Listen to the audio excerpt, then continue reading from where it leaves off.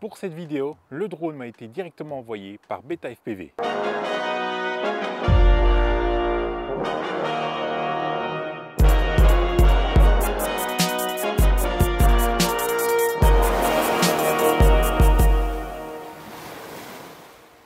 Bonjour à tous et bienvenue aujourd'hui dans cette nouvelle vidéo. Vous vous souvenez du Cetus Pro de chez Beta FPV? Eh bien, voici ce que je vous propose en évolution directe, le Pavo 30 HD. Si vous vous demandez, ce drone, je l'ai depuis quelques temps maintenant. Le temps de le tester, de le pousser dans ses retranchements. Je ne me suis pas contenté de passer une batterie et d'écrire ce test.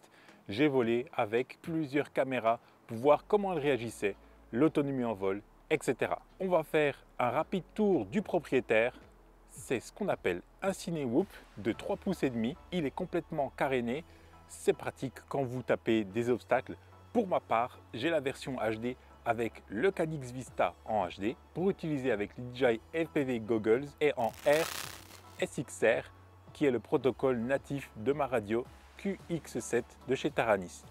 Il en existe en Crossfire ou même compatible avec la radio directement DJI Remote puisque c'est ce qu'inclut le Caddx Vista comme le DJI Air Unit. Le drone, lui, est en mode pusher, c'est-à-dire que les moteurs sont montés à l'envers. Du coup, ce sont les hélices qui sont en direction du sol. On a une monture pour y placer une caméra soit dite naked, débarrassée de tout le superflu, ou même une GoPro comme j'ai ici pour la démo. Niveau batterie, on va l'alimenter avec des petites LiPo.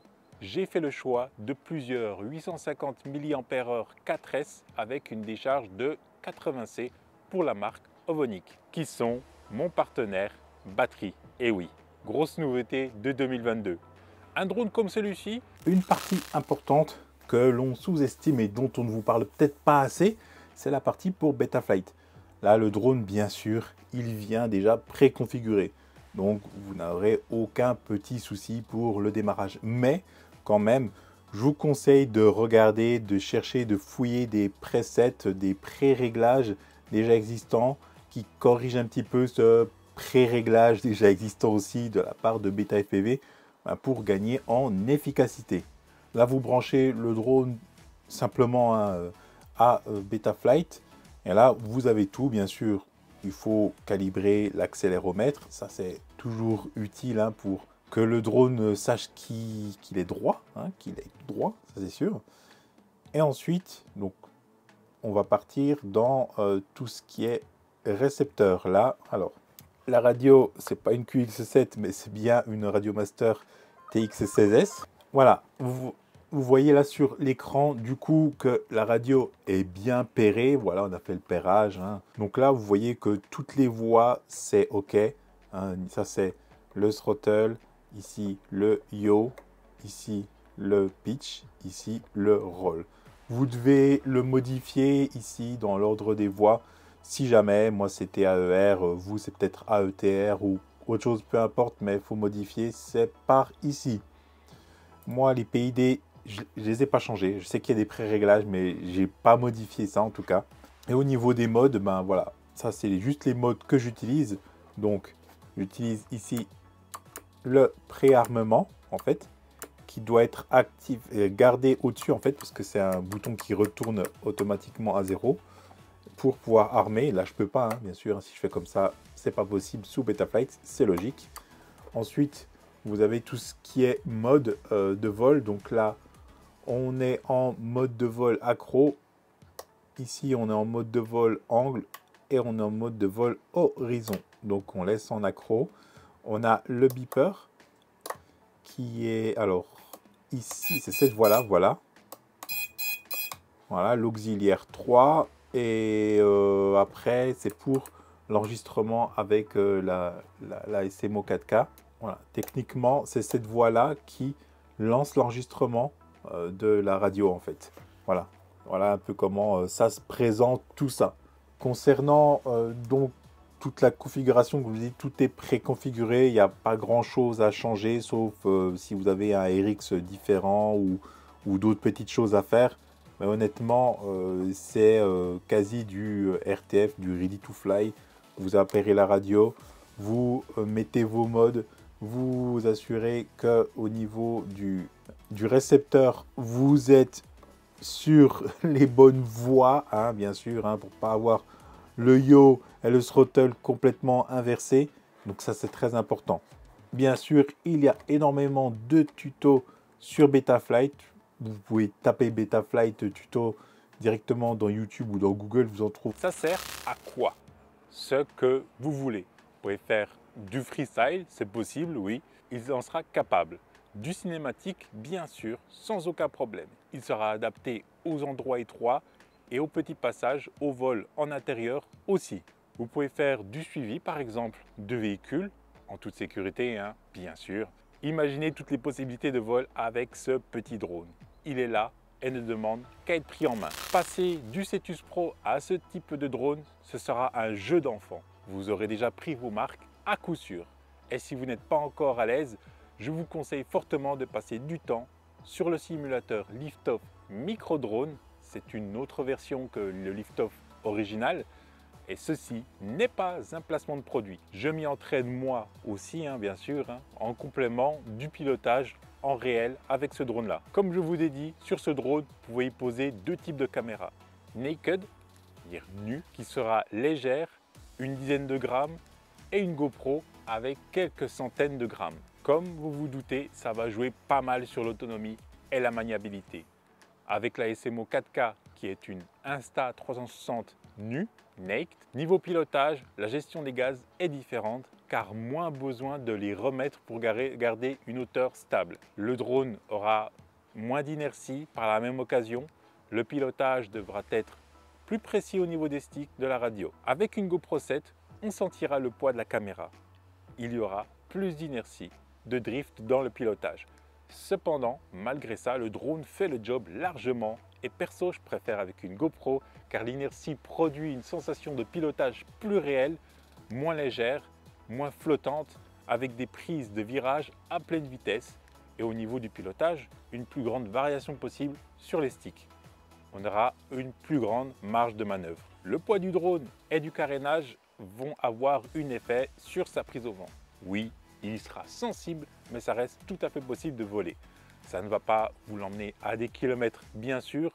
Vous sentirez plus une dérive au niveau du drone à rattraper niveau pilotage. Quelle caméra choisir? J'ai deux modèles en ma possession. La SMO 4K vendue par BetaFPV, comme je l'ai dit, c'est une Insta360 complètement dénudée. On a gardé vraiment l'essentiel. Et la GoPro Hero 7 Black. Le gros avantage de la SMO est qu'elle est alimentée directement via la carte de vol. Pas besoin de batterie. On peut aussi déclencher l'enregistrement depuis une voix de la radio, ce qui peut vraiment faciliter énormément le pilotage. Hein, on est d'accord, parce que c'est souvent qu'on oublie de mettre en marche l'enregistrement. La GoPro 7 ajoutera du poids au drone, mais elle assurera aussi de belles vidéos. Il faudra lancer l'enregistrement manuellement. Cependant, vous avez quand même la possibilité d'ajouter un câble pour alimenter votre GoPro sans batterie depuis la balance de votre lipo, ce qui réduira un petit peu le poids de quelques grammes. Avec les deux caméras, vous bénéficierez de l'application respective des deux caméras. Vous pourrez prévisualiser ce que voit votre caméra avant le décollage et faire les réglages en conséquence. Un autre point positif pour la SMO, elle est fournie avec deux filtres. Un filtre UV pour éviter d'abîmer la lentille en cas de choc et un filtre ND16. Pour la GoPro, ça sera en plus. À noter que les filtres ND de la SMO 4K se détachent vite en cas de chute, en cas d'impact. C'est ce qui m'est arrivé, c'est assez petit, j'ai eu de la chance de le retrouver heureusement. Le prix a aussi une grande différence. Comptez 259 € pour une SMO 4K en France et 239 $ sur le site de BetaFPV sans compter les frais de port et les frais de douane. Comptez 359 € pour une GoPro 7. Si vous avez une GoPro, ça suffira largement bien sûr. À vous de faire votre choix. Vous vous en doutez, mais niveau autonomie avec une caméra nue ou naked ou une GoPro, on n'aura pas du tout le même résultat. Avec batterie équivalente, 850 mAh 80C. Autonomie avec une GoPro Hero 7 entre 2 et 3 minutes. L'autonomie avec une SMO 4K, là, on est plus entre 4 et 6 minutes. Donc on aura doublé l'autonomie par rapport à une GoPro. Bien sûr, je vole assez tranquille avec quelques coups de gaz, mais rien qui ne fasse consommer énormément le drone. Honnêtement, ce drone, c'est un plaisir à piloter, à frôler le sol et passer dans des petits gaps. Je le recommande pour ceux qui ont débuté sur plus petit parce que dehors, il fait le boulot. J'ai passé plusieurs lipos et je n'ai pas été déçu des images que j'ai pu en sortir. Je me sens à l'aise avec ce drone. La vitesse est logiquement moins élevée qu'un 5 pouces, mais les sensations sont aussi là. Niveau caméra FPV, j'ai pu observer du jello. Alors, ce sont des petites vibrations qui sont répercutées directement sur la caméra FPV. Ce jello, on ne le récupère pas du tout dans la caméra, la SMO ou la GoPro, qui filme puisqu'elle est montée sur des petits amortisseurs souples qui absorbent les vibrations. Le jello n'empêche pas du tout le pilotage, c'est juste désagréable. J'ai surtout remarqué à basse vitesse et en stationnaire. Dès qu'on accélère, il disparaît. Niveau qualité des fabrications, vous pouvez l'ouvrir et vous verrez que tout est en place, tout est optimisé. Que ce soit pour le Caddx Vista qui chauffera et sa partie refroidisseur orientée vers le bas pour atténuer cet effet. Le RX de la radio, qui est idéalement placé à l'arrière, est atteignable pour appairer avec la radio avec 2 antennes, histoire d'avoir une redondance.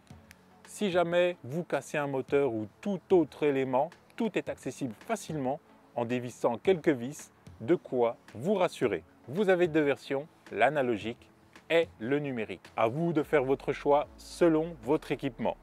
Merci d'avoir suivi cette vidéo. N'hésitez pas à poser vos questions en commentaire juste en bas. Et bien sûr, si vous avez aimé cette vidéo, n'hésitez pas à le montrer avec les pouces en l'air, en partageant aussi cette vidéo avec vos amis. Tous les liens affiliés, puisque ce sont des liens affiliés avec Beta FPV, ils sont dans la description. La SMO 4K, le drone analogique et numérique. Sur ce, moi je vous laisse, je vous dis photographier, filmer, voler en toute sécurité. À la prochaine. Peace!